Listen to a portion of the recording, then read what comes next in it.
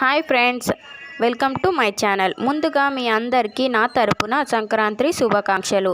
ఇక John 18 promo విషయానికి వస్తే, ఇంటి నుంచి జానకిని బయటికి పంపించడానికి అందరూ కలిసి నిర్ణయం తీసుకుంటారు. ఇక జానకిని ఊరికి పంపించడానికి రామ బస్టాండ్కి తీసుకుని వస్తాడు.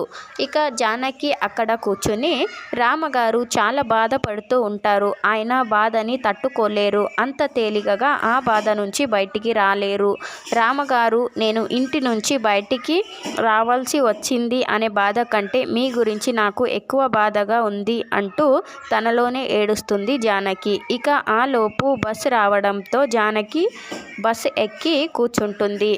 ఇక బస్సు బయలుదేరుతుండగా రామ జానకి చెయ్యి పట్టుకుని పరిగెడతాడు. ఇంకా కొంచెం ముందుకు వెళ్ళగానే రామ కింద పడిపోతాడు. అలాగే బస్సు చాలా స్పీడ్గా మూవ్ అవుతుంది. ఇక అక్కడికి బస్ బ్రేక్ ఫెయిల్ అయినాయి అనే విషయం అయితే తెలుస్తుంది.